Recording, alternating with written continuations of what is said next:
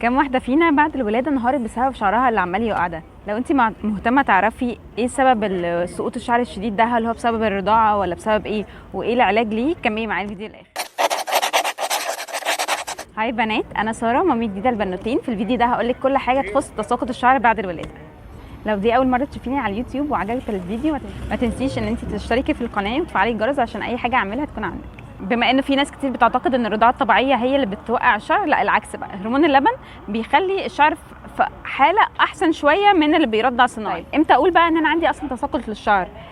تساقط للشعر معناها ان عندي سقوط للشعر اكتر من 100 شعرايه في اليوم. يعني العادي انه بتقع من 50 ل 100 شعرايه كل يوم، لو اكتر من كده معناها ان عندي تساقط شعر، وده الطبيعي بعد الولاده. طب ايه تفسير اللي بيحصل بقى بعد الولاده؟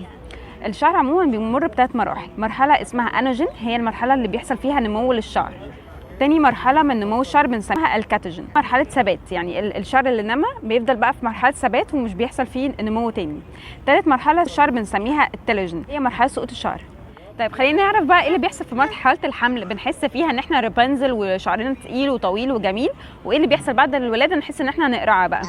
طيب في مرحله الحمل بيحصل انه مرحله الانوجين دي بتزيد قوي، لانه هرمونات الانثويه اللي هي الاستروجين والبروجستيرون بيكونوا عاليين جدا، فبيخلوا كل الجسم في مرحله البناء. ليه؟ لان احنا عايزين نطلع بيبي، بنبني بيبي، فبالتالي كل جسمنا في مرحله البناء، فبيخلي كل الشعر في مرحله البناء اللي هي الانوجين، فبيقوم يزيد ويغزر ويبقى حلو قوي.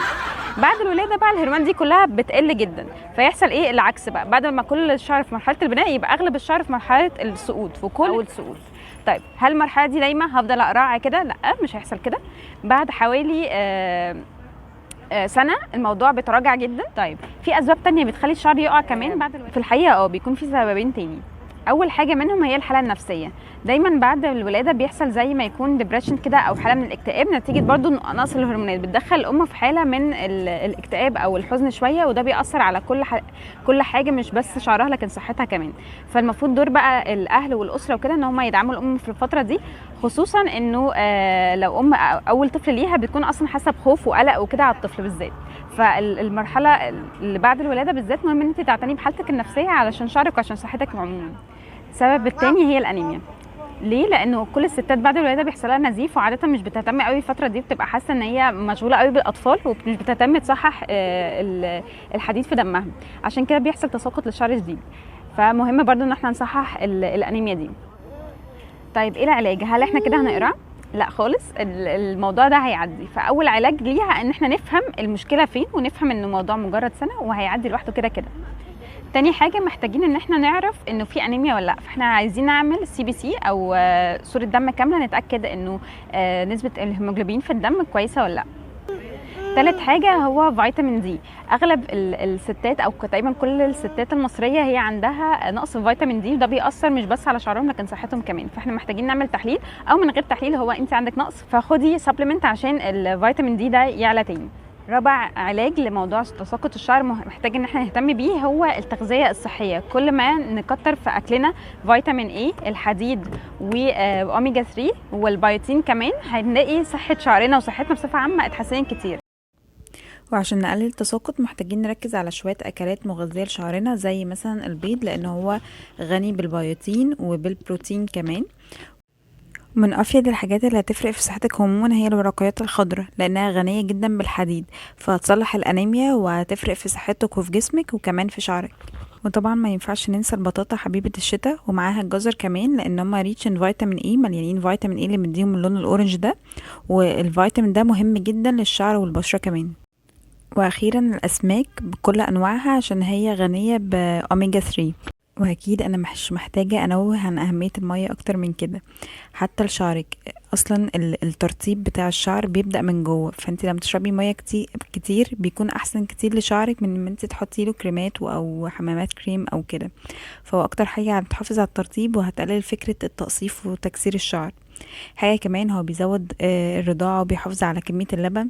واخر حاجة ان هو بيخليكي تخسي بشكل سريع وسهل، فلو ما سمعتيش لسه الفيديو اتفرجي عليه هيظهر لك في الايفون. رقم 5 هي ارشادات كده في التعامل مع شعرنا عشان نقلل حجم المشكله اللي ممكن تحصل في خلال السنه دي.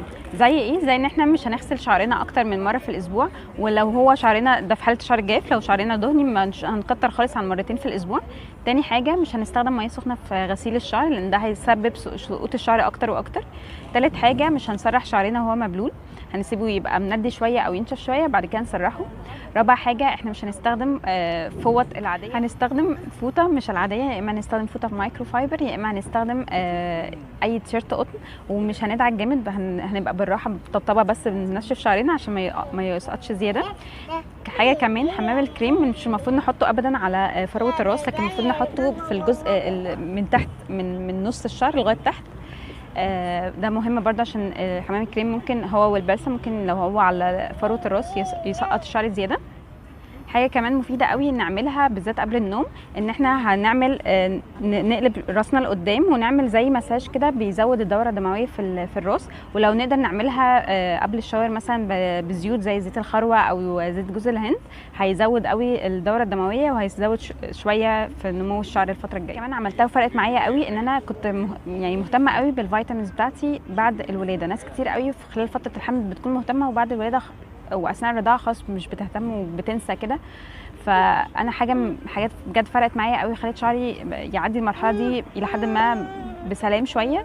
ان انا كنت ملتزمه قوي بالفيتامينز بتاعتي، باخد كنت الفيت بشكل شخصي. يعني لو انت عايزه الفيت او غيره اللي يناسب ليكي من الفيتامينز بتاعت بعد الولاده، فالفيت كان حلو قوي معايا. وبرده باخد الكالسيوم وباخد الحديد ككبسولات مش بس في الاكل، فده بيساعد كتير الفتره الجايه.